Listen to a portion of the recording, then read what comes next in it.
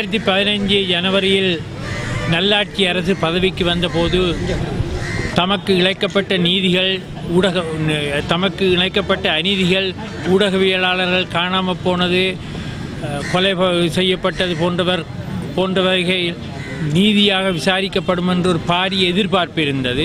ஆனால் இந்த 2.5 வருட காலத்தில் எவ்விதமான முனைப்புகளும் இந்த குறிப்பாக தமிழ் ஊடகவியலாளர்கள் சந்தித்த அந்த நெருக்கடிகள், அந்த பிரச்சனைகளுக்கு எந்தவித பொறுப்பு கூறலும் அற்ற ஒரு நிலைமையிலேயே அரசாங்கம் சென்று கொண்டிருக்கின்றது. இதற்கான எந்தவித ஆக்கப்பூர்வமான ஆரம்ப நடவடிக்கைகள் கூட அரசினால் எடுக்கப்படவில்லை என்பதுதான் இங்கே கவனத்துக்கு கொள்ள வேண்டியது. ஒரு சில விடயம், குறிப்பாக ஏற்கனவே இந்த ஊடகவியலாளர் அறிக்கையிலே குறிப்பிட்டது போல, இந்த தகவல் அறியும் சட்டமூலம் ஒன்று ஒரு ஊடகத்துறையிலே ஒரு முன்மாதிரியாக உலகத்திலேயே 3வது இடத்தில் நிற்கின்ற ஒரு சட்டமூலத்தை அரசு கொண்டு வந்திருக்கின்றது, வரவேற்கத்தன்றது. அதே வேளையிலே செய்ய வேண்டிய எத்தனையோ விடயங்கள், குறிப்பாக இந்த ஊடகவியலாளர் சம்பந்தமான ஊடக சுதந்திரம் சம்பந்தமாக கடந்த காலங்களில் நடைபெற்ற விடயங்களை விசாரிப்பதற்கு அல்லது பொறுப்பு கூறுவதற்கு ஏற்ற ஒரு பொறிமுறையை இதுவரை ஏற்படுத்த அரசு தவறியுள்ளது. அதை ஏற்படுத்துவதற்கு இந்த விழிப்புணர்வு, இன்றைய ஊடகவியலாளர் தினத்திலே இந்த விழிப்புணர்வு நிகழ்வு நிச்சயமாக அதுக்கு வழிகொள்ளும் என நம்புகின்றேன். அரசாங்கம் வந்து 3 வருடங்கள் ஆகியிருக்கக்கூடிய சூழ்நிலையிலும் கூட கொல்லப்பட்ட தமிழ் ஊடகவியலாளர்கள் தொடர்பாக இலங்கை அரசாங்கம் எதுவிதமான நடவடிக்கைகளும் எடுத்துக்கொள்ளவில்லை என்பதும், இன்று தாங்கள் வந்ததன் மூலம் ஏதோ ஊடகவியலாளர்களுக்கு, பொதுமக்களுக்கு சுதந்திரம் கிடைத்திருப்பதாக சொல்லக்கூடிய அரசாங்கம் வடக்கு மாகாணத்தில், கிழக்கு மாகாணத்தில் கொலை செய்யப்பட்ட ஊடகவியலாளர்கள் தொடர்பாக, எந்த ஒரு ஊடகவியலாளர்கள் தொடர்பாகவும் எந்த விதமான நடவடிக்கைகளையும் எடுக்கவில்லை என்பதும், முன்னைய அரசாங்கத்தின் தொடர்ச்சியாகத்தான் இன்று இருக்கக்கூடிய அரசாங்கமும் ஊடகங்களை பார்க்கிறது என்பதை நாங்கள் புரிந்து கொள்ள வேண்டும். ஊடக சுதந்திரம் என்பது ஒரு ஜனநாயகத்தை நிலைநிறுத்த வேண்டுமாக இருந்தால், நாட்டை ஒரு முழுமையான ஜனநாயக பாதையில் கொண்டு செலுத்த வேண்டுமாக இருந்தால், ஊடக சுதந்திரம் என்பது முக்கியமானது. ஜனநாயகத்தின் ஒரு தூண் அது. ஆனால் அந்த தூண் உடைக்கப்பட்டு நொறுக்கப்பட்டு இருக்கக்கூடிய சூழல் இலங்கையில் அது மீண்டும் கட்டியெழுப்பப்பட வேண்டும் என்று சொன்ன தேவை இருக்கின்றது. ஆகவே இன்றைய சர்வதேச ஊடக தினமான இன்று நாங்கள் இலங்கை அரசாங்கத்தை கேட்கின்றோம். கொல்லப்பட்ட அத்தனை ஊடகவியலாளர்கள், ஊடகத்துறையில் வேலை செய்தவர்கள் தொடர்பாக ஒரு முழுமையான விசாரணை நடத்த வேண்டும். குற்றவாளிகள் கண்டுபிடிக்கப்பட வேண்டும்.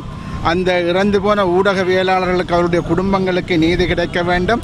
இதனை இந்த அரசாங்கம் குறைந்தபட்சம் செய்வதனூடாக அந்த ஊடகத்துறையில் தனக்குள்ள நம்பிக்கையை நிரூபிக்குமாறு கேட்டுக்கொள்கிறோம். சர்வதேச ஊடகவியலாளர்களுடைய தினம். ஆனால் இலங்கை தீவை பொறுத்தளவிலே பல்வேறு வருடங்களாக, குறிப்பாக எங்களுடைய தமிழர் தாயகத்திலே மிக மோசமாகவும், இலங்கை பூராகவும் ஊடக சுதந்திரம் என்றால் கிலோ என்ன விலை என்று கேட்கக்கூடிய வகையிலே தான் ஊடகவியலாளர்கள் வேட்டையாடப்பட்டார்கள். இதுவரை 43 ஊடகவியலாளர்களிலே 2 சிங்கள ஊடகவியலாளர்கள் தவிர 41 தமிழ் பேசும் ஊடகவியலாளர்கள் வேட்டையாடப்பட்டும் இன்று வரை நீதி விசாரணை இல்லை. விசாரணைகள் ஆரம்பிக்கப்படக்கூட இல்லை. இந்த லட்சணத்திலே தான் நல்லாட்சி அரசு இயங்கிக் கொண்டிருக்கிறது.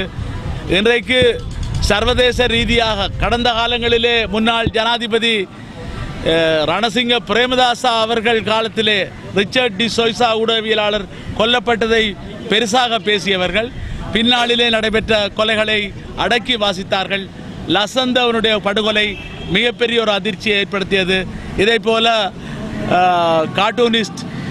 கார்ட்டூன் வரைவரான பிரகதீத் எக்னியா கொடை அவர் கடத்தப்பட்டு காணாமல் போய் செய்யப்பட்ட விசாரணை நடைபெற்று கொண்டிருக்கிறது. அவருடைய மனைவியார் எங்களுடன் ஜெனீவா வரை வந்து தன்னுடைய கணவருக்காக நீதி கிடைக்க போராடினார். ஆகவே சர்வதேச ரீதியாக இந்த கொல்லப்பட்ட அத்தனை ஊடகவியலாளருக்கும் நீதி வேண்டும். எங்களுடைய 41 பேரும் தமிழர்கள் என்று தெரிந்து கொல்லப்பட்ட காரணத்தினால் தமிழின படுகொலைகளே இது உள்ளடக்கப்படுகின்றது. ஆகவே சர்வதேச ரீதியாக இந்த விசாரணைகள் நடத்தப்பட்டு குற்றவாளிகள் கண்டுபிடிக்கப்பட்டு தண்டனை வழங்குவதுதான் ஊடக சுதந்திரத்துக்கான மறுமலர்ச்சியாக இருக்க முடியுமே ஒழிய வெறும் வாய்ச்சொல்லை மாத்திரம் தொடர்ந்து நம்பிக்கொண்டிருக்க முடியாது. ஆகவே இன்றைக்கு இந்த சர்வதேச தினத்திலே இலங்கை அரசு இனிமேலும் செய்யும் என்ற நம்பிக்கை எங்களுக்கு இல்லை. ஆனால் இதை நீங்கள் செய்யாமல் தேசிய நல்லிணக்கமோ சமாதானமோ நிரந்தர சமாதானமோ ஏற்படாது என்பதை கூறிக்கொண்டு ஊடக சுதந்திரத்தை மேம்படுத்துவதன் ஊடாகத்தான் ஒரு மறுமலர்ச்சியை உருவாக்க முடியும். கொல்லப்பட்ட ஊடகவியலாளர் லசந்த விக்ரமதுங்க மற்றும் காணாமல் போக செய்யப்பட்டுள்ள கேலி சித்திர கலைஞரும் பத்தி எழுத்தாளருமான பிரகித் எக்னலேகொட ஆகியோர் குறித்த விசாரணைகள் ஆரம்பிக்கப்பட்டு இடம்பெற்று வருகின்றன. தகவல் அறியும் உரிமைச் சட்டம் பாராளுமன்றத்தில் நிறைவேற்றப்பட்டுள்ளது. இவை வரவேற்புக்குரியவையே. எனினும் இவற்றை மட்டும் உலகுக்கு காண்பித்து இந்த நாட்டில் இடம்பெற்ற ஏனைய தமிழ் ஊடகவியலாளர்கள் படுகொலைக்கும் கடத்தல்களுக்கும் பொறுப்பு கூறாது இந்த அரசு நழுவ முடியாது. இதற்கான பொறுப்பு குரலில் இருந்து தப்பிக்கொள்ள அரசுக்கு இடமளிக்க முடியாது என்பதே இலங்கையில் ஒட்டுமொத்த ஊடகவியலாளர்களின் நிலைப்பாடாகும். இச்சூழலில் ஊடக சுதந்திர தினமான இன்று தமது படுகொலை செய்யப்பட்ட காணாமலாக்கப்பட்டுள்ள ஊடகவியலாளர்கள் ஊடகப் பணியாளர்களை யாழ் ஊடகமையம் நினைவு கூறுகின்றது. அத்துடன் எந்த அழுத்தங்களுமின்றி தகவல்களை திரட்டவும் அவற்றை அறிக்கையிடவும் உள்ள உரிமையை இந்த அரசு உறுதி செய்ய வேண்டும் எனவும் யாழ் ஊடக அமையம் வலியுறுத்துகின்றது. அத்துடன் படுகொலை செய்யப்பட்டு கடத்தப்பட்டு காணாமலாக்கப்பட்ட ஊடகவியலாளர்கள் தொடர்பான விசாரணைகள் ஆரம்பிக்கப்பட வேண்டும், குற்றமிழைத்தோர் தண்டிக்கப்பட வேண்டும் என மீண்டும் ஒருமுறை யாழ் ஊடக அமையம் அழுத்தமாக கோரிக்கை விடுக்கின்றது. நன்றி. மிக நெருக்கடியான காலகட்டத்திலிருந்து இப்போது ஒரு ஒரு ஒரு பாதுகாப்பான சூழல் வந்திருப்பது போன்று தோன்றினாலும் கூட ஊடக சுதந்திரத்தை பொறுத்தவரை இழைக்கப்பட்ட அநீதிகளுக்கு இழைக்கப்பட்ட கொடூரங்களுக்கு நியாயம் கிடைக்கும் வரை நாங்கள் அடக்கப்பட்டவர்களாகவே கருதுகிறோம். அடக்கும் நிலை தொடர்வதாகவே கருதுகிறோம். குறிப்பாக வடக்கிலும் அதுவும் தமிழ் ஊடகவியலாளர்கள் உடைய நிலைமை இன்னும் மோசமாகத்தான் இருக்கின்றது. கடந்த காலத்திலே வடக்கு கிழக்கு தெற்கு மேற்கு என்ற வேறுபாடு இல்லாமல் சிங்கள தமிழ் ஊடகவியலாளர்கள் ஒன்றாகவே பிரச்சனைகளை எதிர்கொண்டார்கள், ஒன்றாகவே நின்று போராடினார்கள், உரிமைகளுக்காக போராடினார்கள். ஆனால் தற்போதைய புதிய அரசு எங்களுக்குள் ஒரு வேறுபாடை ஏற்படுத்தி எங்களை பிரித்து வைத்து பார்க்கின்ற ஒரு நிலைமையை நாங்கள் காண்கின்றோம். தெற்கிலே ஊடகவியலாளர்களுக்கு எதிராக முன்னிய அரசினால் எடுக்கப்பட்ட அடக்குமுறைக்கு எதிரான விசாரணைகள் முழு அளவில் முன்னெடுக்கப்படுகின்றன. லசந்த விக்ரமதுங்க, பிரகதி கூட, தென்னக்கூன், நாமல் போன்ற ஊடகவியலாளர்கள் கொல்லப்பட்டது அல்லது கடத்தப்பட்டு காணாமல் போனது அல்லது தாக்கப்பட்ட சம்பவங்கள் தொடர்பாக பெரிய அளவிலே விசாரணைகள் முன்னேற்றம் கண்டிருக்கின்றன. அதை இழைத்த படையினர் கைது செய்யப்பட்டிருக்கிறார்கள். அவருக்கு எதிராக விசாரணை நடைபெறுகின்றன. ஆனால் முக்கியமான தமிழ் ஊடகவியலாளர்கள் நடேசன், நிமலராஜன், சுயிலராஜன் அதுபோன்ற பலர் கொல்லப்பட்டவர்கள் தொடர்பான விசாரணைகள் முன்னெடுக்கப்படவில்லை. தெற்கிலே பாதிக்கப்பட்டவர்கள் என்று பார்த்தால் கூட தெற்கிலே கொல்லப்பட்ட சிவராம் தொடர்பாக எந்த நடவடிக்கையும் எடுக்கப்படவில்லை. உங்கள் முன் இன்று பேசுகின்ற நான் கூட தெற்கில தென்னிலங்கையிலே கடத்தப்பட்டேன். கடத்தப்பட்ட விடயத்துக்கு சாட்சியாக நாங்கள் இருக்கின்றோம். ஆனால் எங்களிடம் ஒரு விசாரணையும் இன்னமும் நடக்கவில்லை, எதுவும் அவர்கள் செய்யவில்லை. இதிலிருந்து உண்மையான விசாரணை செய்கின்ற ஊடகங்களுக்கு எதிராக குற்றமிழைத்தவர்களை தண்டித்து நீதியை நிலைநாட்டுகின்ற பொறுப்பு கூறுகின்ற எண்ணம் இந்த புதிய அரசுக்கும் இல்லை என்பது தெளிவாகின்றது. ஆகவே இதற்கு எதிராக இந்த இழைக்கப்பட்ட அநீதிகளை அதுக்கு நியாயங்களை தேடுவதற்காக குற்றமிழைத்தவர்களை பொறுப்பு கூற சட்டத்தின் பின் முறுத்தி தண்டிப்பதன் மூலம் ஊடக சுதந்திரத்தை நிலைநாட்டுவதற்கான நடவடிக்கைகளை நாங்கள் தொடர்ந்து இதுபோன்ற நிகழ்வுகள் மூலம் உறுதிப்படுத்தி முன்னெடுக்க வேண்டும் என்று கோரி அனைத்து ஊடகவியலாளர்களுக்கும் என்னுடைய வணக்கம். இந்த போராட்டமானது 2 நோக்கங்களை கொண்டதாக நான் பார்க்கின்றேன்.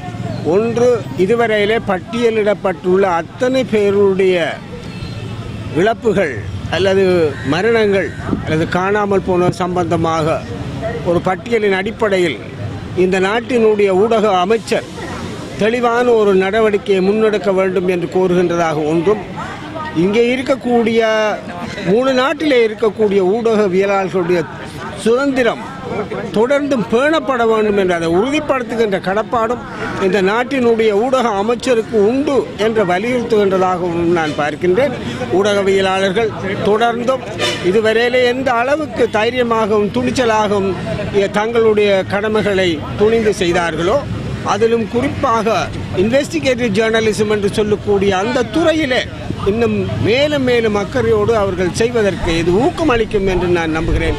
அந்த வகையிலே இன்றைய ஊடகவியலாளர் தினத்திலே ஒன்று கூடி ஒரு குரலில் எங்களுடைய கோரிக்கைகளை வலியுறுத்த உங்களுக்கு என்னுடைய நன்றிகளை தெரிவித்துக் கொள்கிறேன். நன்றி.